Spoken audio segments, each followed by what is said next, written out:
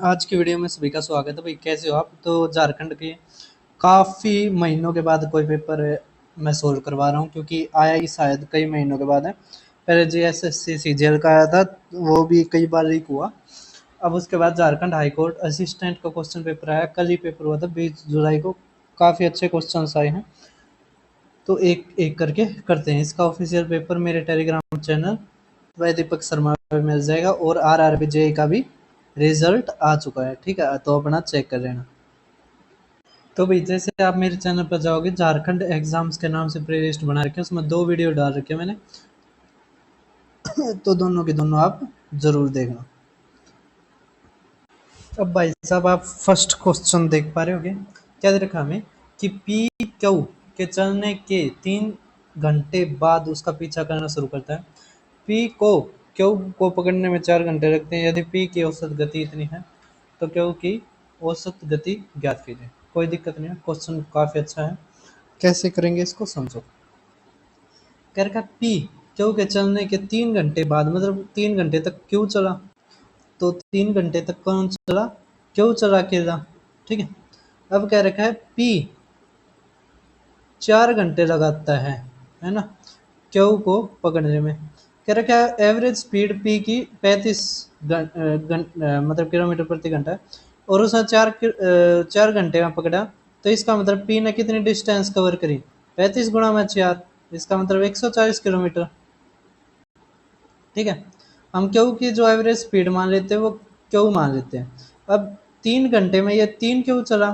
ठीक है, आगे 4 घंटे और चलता ही रहा, है ना। 3 घंटे तक यहाँ पे चला, फिर उसके बाद पी 4 घंटे तक चला। इसका मतलब क्यू रुका थोड़ी ना है, क्यू 4 घंटे भी चला। तो कितने हो गए? 7 घंटे, मतलब 7 क्यू इसकी डिस्टेंस होगी। तो क्यू हमारा आ गया 20 किलोमीटर, है ना, प्रति घंटा। क्योंकि 7 क्यू, क्योंकि ये हमारा जो 7 क्यू था, क्यू डिस्टेंस थी, 7 टाइम था, है ना। ठीक है, तो हमारा क्या आ गया? 20 किलोमीटर प्रति घंटा। समझ में आया? सॉरी, क्यू हमने माना था अपनी औसत गति। ठीक है, समझ में आया? क्यों हमने औसत गति माननी थी। 3 घंटे घंटे चलता है तो 3 क्यू इसकी डिस्टेंस होगी, फिर 4 घंटे और चला तो 4 क्यू, तो टोटल जो डिस्टेंस करी वो 7 क्यू थी। ठीक है, अब करते हैं हम नेक्स्ट क्वेश्चन। काफ़ी अच्छा क्वेश्चन था भाई साहब ये, बच्चों को टाइम लगा होगा। अभी इसमें ना ये पेयर वाले क्वेश्चन काफ़ी आए हुए हैं, इनको हम कैसे करते हैं समझो। देखो बहुत आसान तरीके से बताता हूँ मैं। अब आपको पता होना चाहिए एलसीएम हमारा बराबर होता है HCF गुणा में ए गुणा में बी। ए और बी क्या होते हैं? कोप्राइम पेयर्स होते हैं। ठीक है, नंबर्स के। जबकि नंबर क्या होता है हमारा? एच ए और एच बी।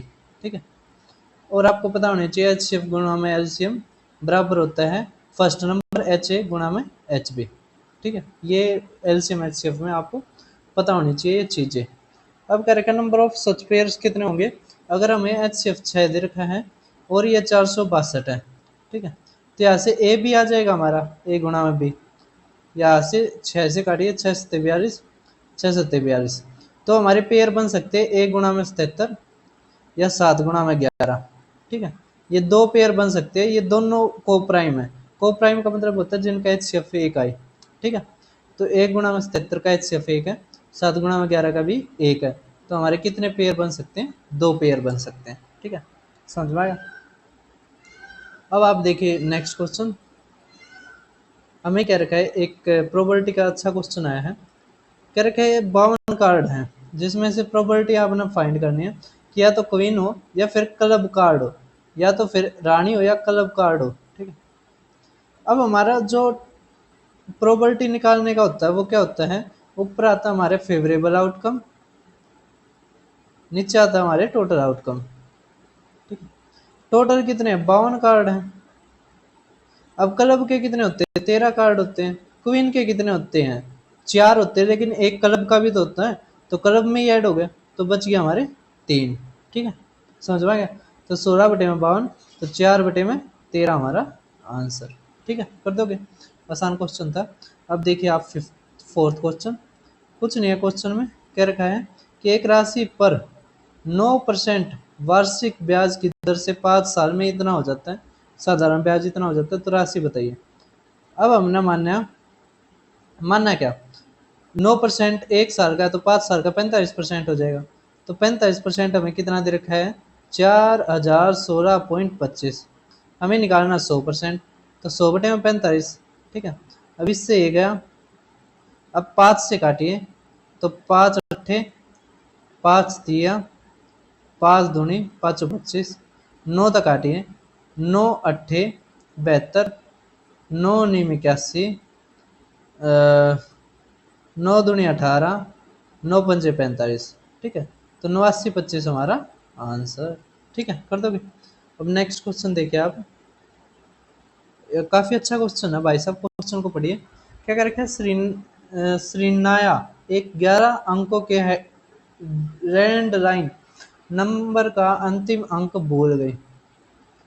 यदि वह पहले 9 अंकों को सही ढंग से डायल करने के बाद अंतिम 2 अंकों को बेहतरीन ढंग से डायल करती है, तो सही नंबर डायल करने की क्या संभावना है। देखो क्या हुआ, जो फर्स्ट जो 9 नंबर थे वो सही डायल कर दिए, जो लास्ट के 2 नंबर है ना वो भूल गए। अब उसको नहीं पता यहाँ पे 0 से लेकर 9 तक कौन सा अंक आएगा। ठीक है, ऐसे यहाँ पे भी नहीं पता 0 से लेकर 9 तक कितने अंक आएंगे। तो यहाँ पे 10 अंक आ सकते हैं, 0 1 2 3 9 तक। यहाँ पे भी कितने आ सकते हैं, 10 आ सकते हैं। तो टोटल आउटकम हमारे 100। लेकिन कॉम्बिनेशन तो एक ही बढ़ेगा ना, 0 0 बढ़ सकता है, 0 1 बढ़ सकता है, कुछ भी बढ़ सकता है। तो कॉम्बिनेशन केवल एक ही, मतलब एक ही तो होगा ना हमारा फेवरेबल आउटकम, है ना। समझ में आ गया।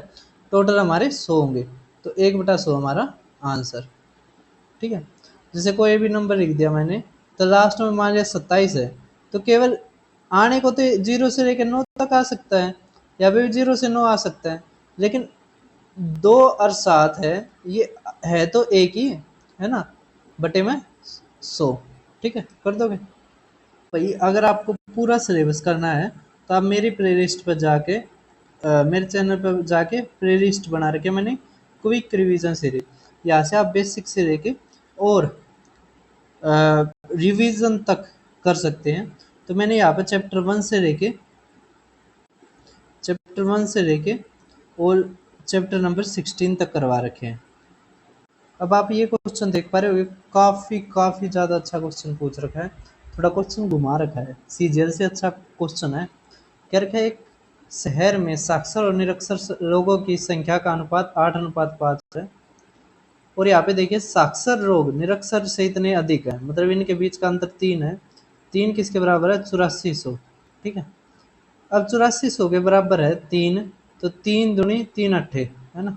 अब यहाँ से कह रखा है हमें कि शहर में महिलाओं की संख्या बताइए। ठीक है, वहाँ पे दे रखा हमें निरक्षर कि 40% निरक्षर है और साक्षर पुरुष इतने हैं। ठीक है, अगर हम यहाँ से साक्षरता निकाल रहे तो 28 × 8 करना पड़ेगा, तो 00, 8 8 64, 6 8 दूनी 16, 6 22। ठीक है, ये टोटल है। अगर इसमें से हम पुरुष निकाल दें तब महिलाएं आ जाएंगी, तो कितना आ जाएगा, 8 और 21 ये 12। तो ये आ गई महिलाएं जो क्या है, इलिटरेट है, लिटरेट वुमेन। अब इलिटरेट वुमेन कह रखे 40%, तो 5 × 28 00 का 40% मतलब 2/5 निकालना है। तो 2 तो 2 गया, 28 दूनी 56, तो 5600 और जोड़ दो। ठीक है, तो 00 8 × 14 7 और ये 18,400 हमारा आंसर। ठीक है, समझ गए। क्वेश्चन काफी घुमा रखा था। तो महिलाएं तो दोनों है ना, चाहे निरक्षर हो चाहे शिक्षित हो, साक्षर हो। ठीक है, तो हमें बस उसकी संख्या निकालनी थी। अब देखिए आप नेक्स्ट क्वेश्चन, तो हम देखते हैं हमारा क्वेश्चन नंबर 7। क्या रखा है, HCF और जो प्रोडक्ट है 2 नंबर का वो 12,600 है। तो नंबर ऑफ पॉसिबल पेयर्स बताइए।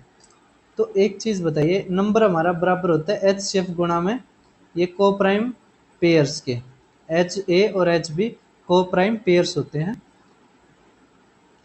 तो यहाँ से अगर मैं देखूं तो हमारे दोनों का प्रोडक्ट कितना दे रखा है, 12,600। तो h गुणा में h मतलब h का स्क्वायर मतलब 30 गुणा में 30 सब कर देंगे तो हमारा क्या आ जाएगा, a और b आ जाएगा। तो देखिए डबल जीरो से डबल जीरो गई, 9 से काटेंगे हम, 9 एकम 9, 9 चौक 36, तो हमारा आ गया 14। तो यहाँ से पेयर हमारा बन सकता है 1 गुणा में 14 और 2 गुणा में 7। ठीक है, तो कितने पेयर बन सकते हैं हमारे, 2। ठीक है, तो 2 हमारा आंसर कर दोगे। अब देखिए नेक्स्ट क्वेश्चन, आप 8th क्वेश्चन देखिए। अब हमें दे रखा है, देखो क्वेश्चन अच्छा है थोड़ा, मतलब कुछ ना कुछ है ना इस क्वेश्चन पेपर में अच्छी चीज पूछ रखी है। और इसके बाद एक और पेपर करवाऊंगा मैं कर्नाटक का, काफी अच्छा पेपर आया फॉरेस्टर और फॉरेस्ट गार्ड का, वो भी 20 जुलाई को ही हुआ था। ठीक है, कह रखा है कि एक 180 मीटर लंबी ट्रेन विपरीत दिशा में चल रही है और एक अन्य ट्रेन 270 मीटर लंबी ट्रेन को इतने सेकंड में पार करते हैं। यदि छोटी ट्रेन एक खंबे को इतने सेकंड में पार कर सकती है तो लंबी ट्रेन की गति बताइए। क्वेश्चन अच्छा पूछ रखा है भाई साहब। एक चीज बताइए आप, जब खंबे को पार करती है तो वो खुद की लंबाई को पार करती है।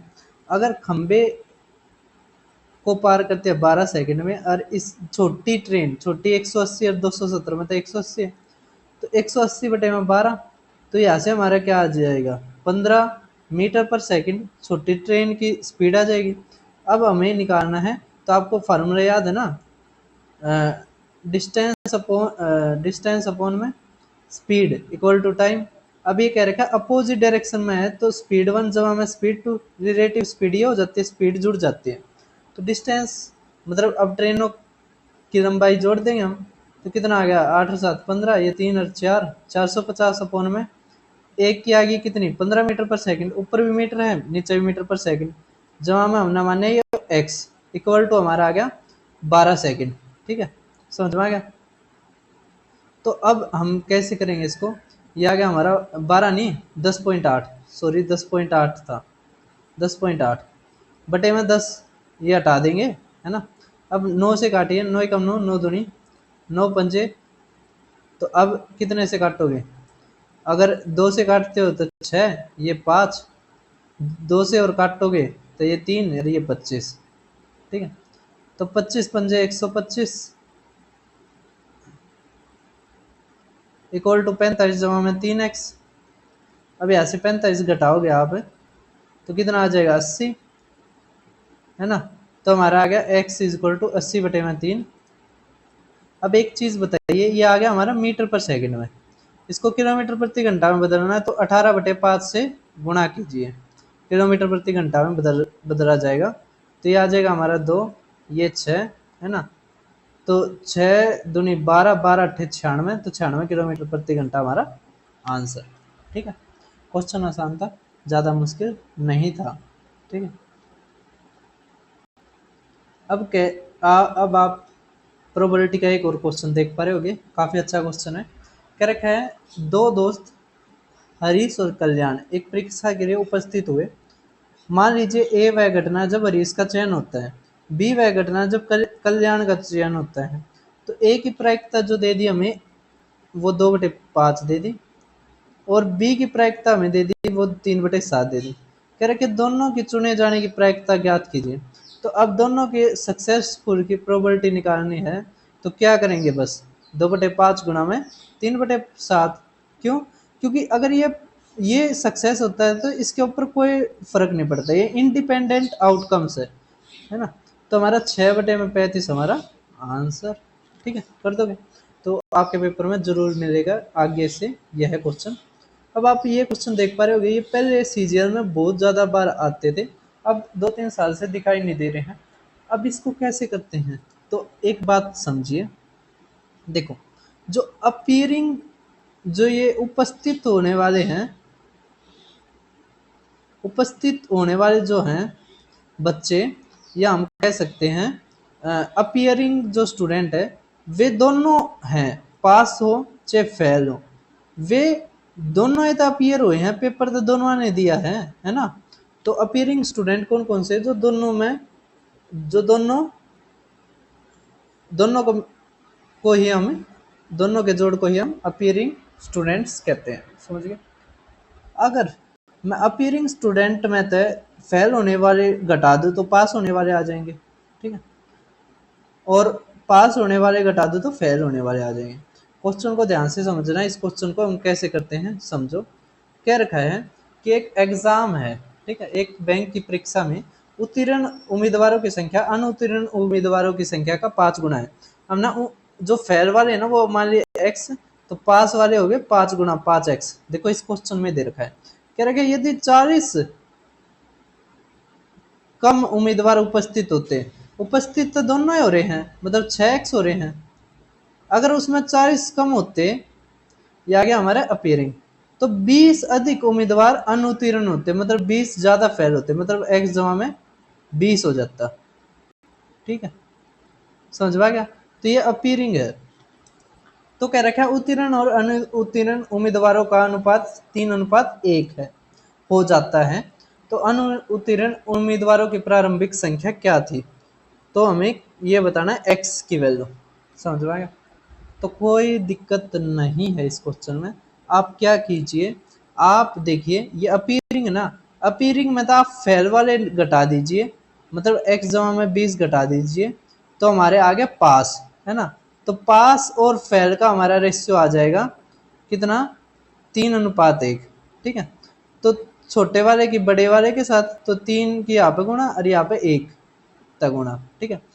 जब हम अपीयरिंग में तो फेल वाले घटा देंगे तो ये पास वाला आ जाएगा, और ये तो फेल दे ही रखा था, ठीक है। तो 3:1 अब बस गुणा हो जाएगा।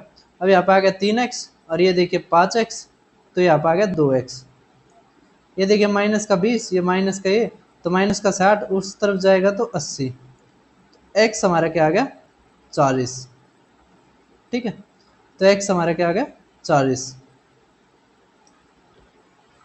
सॉरी देखो ये कितना हो गया था 60 है, ये भी 60, तो उस तरफ जाएगा तो 120 हो गया ये। अब 20 120 को करेंगे तो 60 हमारा आंसर, 60 आना चाहिए, क्या आना चाहिए 60, ठीक है। अब देखिए आप नेक्स्ट क्वेश्चन, तो लास्ट क्वेश्चन बच गया हमारा। देखो मैं इसको करवा देता हूँ और आपको पेपर मतलब सोल्व करने के लिए दूंगा, क्योंकि अच्छा क्वेश्चन है ये। हमें दे रखा है कि एक कक्षा में 15 लड़के और 10 लड़कियां हैं। यदि 3 छात्रों को रैंडमली चुना जाए तो प्रोबेबिलिटी बताइए कि एक लड़की हो और 2 लड़के हो। तो अब एक चीज बताइए, टोटल जो स्टूडेंट है वे 25 हैं, चुनने कितने हैं 3, तो हमारी जो टोटल आ गया है ना कॉम्बिनेशन, तो वो कितना आ गया 25C3। ऊपर देखिए अब 15 में 15 बॉयज हैं, 2 चुनने हैं, तो क्या हमारे कितने तरीके बन सकते हैं, तो 15C2 प्रोबेबिलिटी है ना। तो ये फेवरेबल आउटकम आ जाएगा 15C2 गुणा में 10 लड़कियां हैं तो 10C1, ठीक है। बस अब सोल्व करना है। तो 15C2, तो कॉम्बिनेशन का फॉर्मूला याद होगा ना आपको, NCR होता है equal to n factorial upon में r फैक्टोरियल इंटू में n माइनस r फैक्टोरियल, ठीक है। अब यहाँ पे आ जाएगा हमारा 15 गुणा में 14 गुणा में 13 फैक्टोरियल, और यहाँ पे आ जाएगा 13 फैक्टोरियल गुणा में 2 फैक्टोरियल। इसी तरह यहाँ पे 10 आ जाएगा हमारा, और नीचे आ जाएगा हमारा 25 गुणा में 24 गुणा में 23, ठीक है। और यहाँ पे आ जाएगा 3 गुणा में 2। अब देखो इससे ये कट गया, 2 से ये कट गया 7, है ना। तो हमारा ऊपर आएगा 15 गुणा में 7 गुणा में 10, और नीचे हमारा क्या आ गया, तो देखिए 3 6 चौक, है ना। तो 25 गुणा में 4 गुणा में 23, ठीक है। अब हम क्या कर सकते हैं, क्या कुछ कटता है, ये 3 ये 5, 5 से काटोगे 2, 2 से काटोगे ये, है ना। तो 21 अपॉन में 46 हमारा आंसर, कर दोगे। तो हमारा ये लास्ट क्वेश्चन था, काफ़ी अच्छा क्वेश्चन था, तो आप सभी को समझ में आ गया होगा।